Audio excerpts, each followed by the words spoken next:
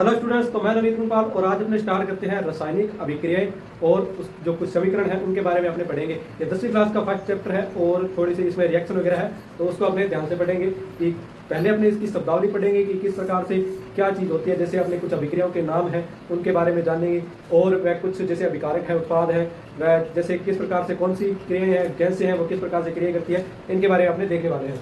तो अपने चैप्टर का नाम रहेगा रासायनिक अभिक्रियाएं और समीकरण, जो कि अपना फर्स्ट चैप्टर है। और इसमें पढ़ेंगे कि अभिक्रियाएं होती क्या है। पहले तो अभिक्रिया क्या होती है, अभिक्रिया क्या होती है। पहली बात तो यही आती है कि अभिक्रिया क्या है। फिर इसके बाद में समीकरण क्या होती है, हमें तो पता नहीं है कि समीकरण क्या होती है। फिर इसी से अपने स्टार्ट करेंगे, यानी बहुत ही बेसिक से अपने करने वाले हैं। तो अभी देखते हैं कि अभिक्रिया क्या है। जब दो गैसें या फिर दो एलिमेंट्स है, जो तत्व है, जब वो अभिक्रिया करते हैं यानी साथ में मिलकर कुछ प्रोडक्ट का निर्माण करते हैं, तो उन्हें क्या बोलते हैं, उस चीज़ को क्या बोलते हैं, अभिक्रिया। यानी दो चीज़ें क्रिया करके एक नई चीज़ बना रही है, तो इसे बोलते हैं अभिक्रिया। और फिर बात आती है कि समीकरण क्या है। समीकरण की बात करें कि जब जैसे कोई तत्व है, जैसे अपनी बात करें कि जिंक है, तो जिंक को जैसे Zn लिखते हैं अपने प्लस, तो ऑक्सीजन को जैसे O लिखते हैं, तो इसको अपने अभिक्रिया करवा देते हैं, तो Zn प्लस O को क्या बनेगा, Zn और जिंक ऑक्साइड बन जाएगा। तो इस प्रकार से जब किसी चीज़ को लिखा जाता है तो इसको क्या बोलते हैं, इसको समीकरण बोलते हैं। तो ये क्या है, रासायनिक समीकरण, यानी कुछ रसायनों को जब समीकरण के द्वारा लिखा जाता है तो रासायनिक समीकरण होगी। तो इस प्रकार से जो है आगे अपने इस चैप्टर को पढ़ने वाले हैं। तो किताब के अनुसार हमने आगे इसको पढ़ते हैं कि किस प्रकार से किताब में दिया है और उसको किस प्रकार से सोल्व करना है, तो अपने इस चैप्टर को कंप्लीट करने वाले हैं। तो फिर आगे अपने देखते हैं कि रासायनिक समीकरण क्या है। तो रासायनिक समीकरण, जब कुछ रसायनों को समीकरण के द्वारा प्रदर्शित किया जाता है तो वो रासायनिक समीकरण कहलाती है। जैसे अपने बात करें कि जिंक ऑक्साइड है, zinc oxide plus sulphuric acid, H2SO4 sulphuric acid होता है। और जब इसकी रिएक्शन कराई जाती है तो जिंक क्या है, इसको यानी हाइड्रोजन को क्या है बाहर निकाल देता है। तो क्या करता है कि यह ZnSO4 यानी जिंक सल्फेट बनाता है और इसके बाद में क्या है H2O यानी जल बन के आता है। तो ये क्या है, जब इन क्रियाओं को अपने पहले तो शब्दों में बोल रहे थे, जैसे जिंक, और जिंक को जब Zn लिखते हैं तो इस प्रकार से सूत्रों द्वारा प्रदर्शित किया जाता है, यानी उनके जो सूत्र दिए गए हैं उनके द्वारा जब प्रदर्शित किया जाता है तो उसको रासायनिक समीकरण बोलते हैं। तो ये जैसे जिंक और ऑक्सीजन, जिंक ऑक्साइड हो गया और H2SO सल्फ्यूरिक एसिड हो गया, जब इनकी रिएक्शन करवाते हैं तो जिंक सल्फेट बनता है प्लस H2O यानी जल के अणु निकल के आते हैं। तो इन जब इस प्रकार से जब लिखा जाता है इनको, तो इसको क्या बोलते हैं, रासायनिक समीकरण बोलते हैं। फिर इसकी बात करते हैं कि अभिकारक क्या होता है। अभिकारक तो एक ही चीज में अपने पढ़ लेंगे कि जो भाग लेते हैं, यानी जिस प्रकार से पहले क्या है कि अपने जिंक ऑक्साइड में H2SO4 या सल्फ्यूरिक एसिड मिलाया, तो जब यहाँ पर जब कुछ चीज़ बना रहे हैं, अपने बनाने से पहले जो अपने उस मतलब अभिक्रिया में भाग लेंगे तो वो क्या होंगे, अभिकारक। और उसके बाद में जो प्रोडक्ट बनेगा, जो बाद में जो बन रहा है, उसे बोलते हैं उत्पाद। तो अभिकारक और उत्पाद समझ में आ गया। अब इसके बाद में रासायनिक परिवर्तन क्या होते हैं। रासायनिक परिवर्तन जैसे जब अपने कोई क्रिया करवा रहे हैं उसके बाद में नया उत्पाद बनता है, तो नया उत्पाद बनेगा तभी तो क्या होगा, रासायनिक परिवर्तन, क्योंकि रासायनिक परिवर्तन में नया उत्पाद बनता है। तो जैसे अपने दूध में जब अपने थोड़ा दही मिलाते हैं तो उसके बाद में उसे क्या बोलते हैं कि वो पूरा का पूरा दही बन गया, यानी नया उत्पाद बन रहा है। तो उसको क्या बोलते हैं कि रासायनिक परिवर्तन, यानी दो चीज़ों की अभिक्रिया होने के बाद में कुछ नया ही उत्पाद बन रहा है, तो उसे बोलते हैं रासायनिक परिवर्तन। अगर जैसे बर्फ को अपने ठंडा किया तो वो रहेगा तो पानी ही, तो उसे क्या बोलते हैं, भौतिक परिवर्तन। तो रासायनिक परिवर्तन में नया उत्पाद बनता है, भौतिक परिवर्तन जैसे है तो उसके अंदर नया उत्पाद नहीं बनता है। तो इस प्रकार से ये भिन्न भिन्न है। और रासायनिक परिवर्तन में क्या होगा कि अभिक्रिया के दौरान नया उत्पाद बनता है, नया उत्पाद बनता है। तो इसे क्या बोलते हैं, रासायनिक परिवर्तन बोलते हैं। जैसे आपने यहीं पे देख रहे हैं कि जिंक ऑक्साइड है, H2SO4 मिला है तो जिंक सल्फेट बना दिया, यानी एक नया उत्पाद बन रहा है। तो इस प्रकार से उसे क्या बोलते हैं कि नया उत्पाद बन रहा है, तो रासायनिक परिवर्तन है। तो आगे देखते हैं आगे अपने देखते हैं भौतिक परिवर्तन। भौतिक परिवर्तन क्या होता है, जैसे रासायनिक समीकरण में कुछ नया उत्पाद बन रहा था, तो भौतिक परिवर्तन में क्या होगा कि नया उत्पाद नहीं बनेगा। जैसे बर्फ का पिघलना और उसका बर्फ का बनना, तो इस प्रकार से जो भौतिक परिवर्तन होगा कि यानी उत्पाद वही रहता है, बदलता नहीं है, यानी कुछ नया उत्पाद नहीं बन रहा। तो इसमें क्या होता है, भौतिक परिवर्तन में नया पदार्थ नहीं बनता, नहीं बनता। जैसे रासायनिक समीकरण में क्या रहा था, रासायनिक परिवर्तन में क्या रहा था कि जैसे नया उत्पाद बन रहा था, तो भौतिक परिवर्तन में नया पदार्थ नहीं बनता, नया उत्पाद नहीं बनता, तो वही रहता है सेम। तो इसमें भौतिक परिवर्तन में ये भी देख सकते हैं कि लोहे का चुंबकत्व गुण प्रदर्शित करना।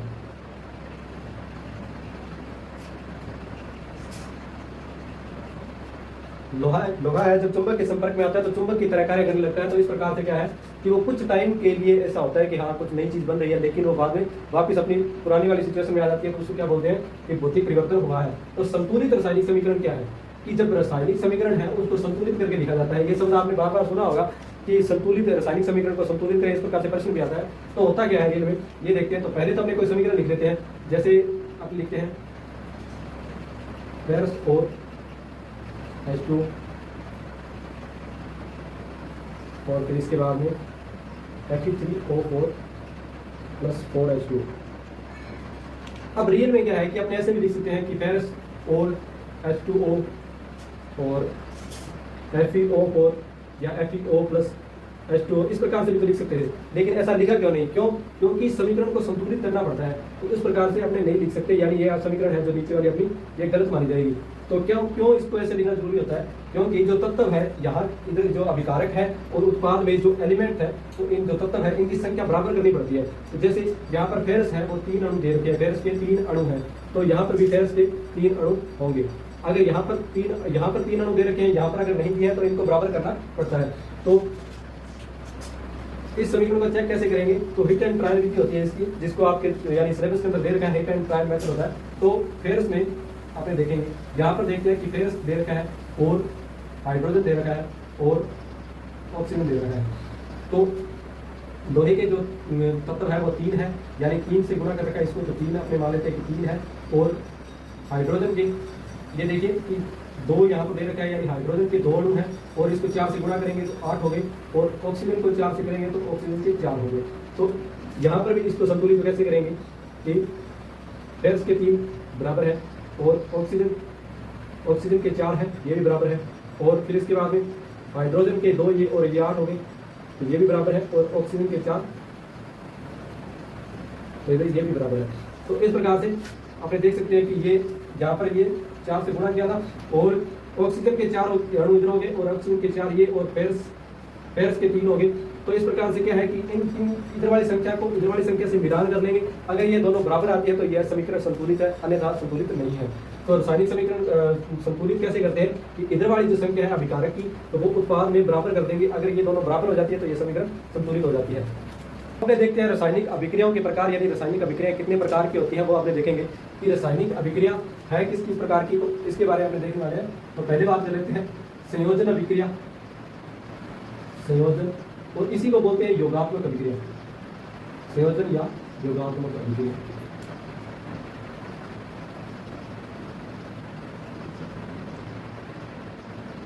ये होती क्या है पहले वो देखते हैं। संयोजन और योगात्मक का मतलब है योग से मतलब है, यानी दो चीजों का जुड़ना।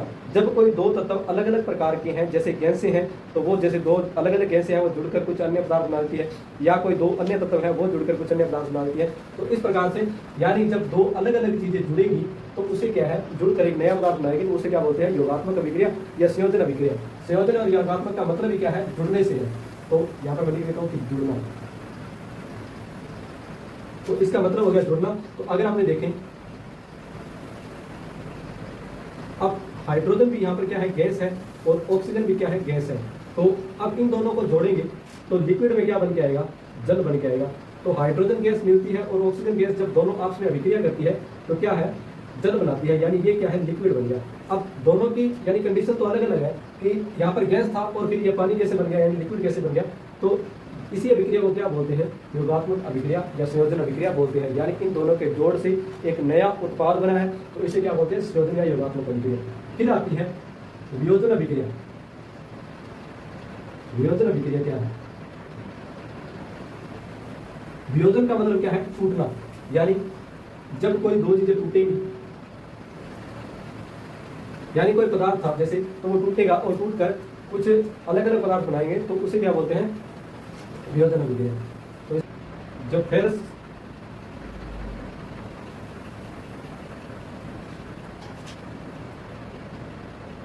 सल्फेट की जो अभिक्रिया है जब करवाते हैं, तो फेरस सल्फेट में, तो इसमें क्या बनेगा, जब यह टूटता है तो FeO3 और प्लस में SO3 प्लस SO4 बनेगा। तो इस प्रकार से जब इनकी अभिक्रिया करवाते हैं, यानी यह जब टूटता है फेरस सल्फेट, तो इसके बाद में यह जंग होती है और ये क्या होगी, यह सॉलिड होगी और यह लिक्विड में आएगी, सॉरी यह गैस में आएगी। तो यानी जब फेरस सल्फेट टूटता है तो टूटने के बाद में यानी अलग अलग कंडीशन में निकल के आ रही है, यानी ये सॉलिड आ गया और ये गैस में निकल के आएगी। तो क्या है कि इसका मतलब क्या है कि वियोजन में जब कोई अभिक्रिया मतलब होती है तो उसके बाद में टूटता है कोई तत्व, तो कुछ नया ही उत्पाद बन रहा है। तो इसको रासायनिक समीकरण का ही कुछ मतलब है, ये पार्ट है। तो इसमें क्या होगा कि अलग अलग टूटकर कुछ अलग अलग नए पदार्थ बन जाएंगे और इनकी जो सिचुएशन है वो अलग अलग होती है, यानी जैसे कंडीशन है वो अलग अलग है, यानी गैस और सॉलिड का कोई मेल तो है नहीं, अलग अलग है दोनों, तो ये अलग अलग होंगी। तो इसके बाद में देखते हैं। तो आज की क्लास में अपने जो लास्ट अभिक्रिया है वो पढ़ेंगे ऊष्माक्षेपी। ऊष्माक्षेपी क्या होती है अभिक्रिया?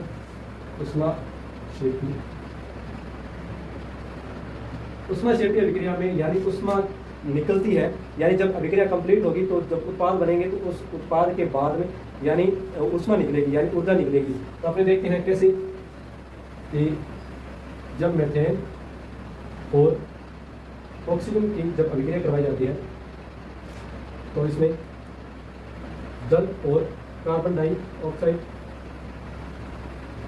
गैस निकलती है। तो इस प्रकार से जब ऊष्माक्षेपी अभिक्रिया करवाते हैं तो इसमें क्या है कि प्लस में क्या है, ऊर्जा और निकलती है। यानी जब कोई भी तत्व मिलेंगे तो उसके बाद में अन्य जो प्रोडक्ट बनेगा वो तो बनेगा ही, उसके बाद में प्रोडक्ट में ऊर्जा भी निकलती है। तो इसका एक अन्य उदाहरण ये भी ले सकते हैं कि जब अपने चूने को जब मिलाते हैं, चूने के अंदर जब पानी मिलाते हैं, यानी बिना बुझा हुआ चूना है, तो उसके बाद में उसे क्या है, यानी ऊष्माक्षेपी अभिक्रिया होती है उसमें भी। तो जब वो प्रोडक्ट बनेगा यानी बुझा हुआ चूना बनेगा, उसमें साथ में ऊष्मा भी निकलती है, तो उसे भी ऊष्माक्षेपी अभिक्रिया बोल सकते हैं। तो ऊष्माक्षेपी अभिक्रिया में यही अपने को याद रखना है कि इसमें ऊर्जा निकलती है, यानी जो भी प्रोडक्ट बनेगा उसमें साथ में ऊर्जा निकलेगी। और ऊष्माशोषी में क्या होता है कि उस प्रोडक्ट को बनाने के लिए ऊर्जा देनी पड़ती है, तब क्या है ऊष्मा मतलब आगे जो प्रोडक्ट है वो बनेगा और उसमें ऊष्मा लगती है और इसमें ऊष्मा निकलती है। तो यही बात थी अपने। तो आगे की जो अपने जो इस लेसन को आगे अपने पढ़ेंगे तो आगे की क्लास में करेंगे। तो आज के लिए धन्यवाद, और अगर वीडियो अच्छा लगे तो लाइक कर देना। धन्यवाद।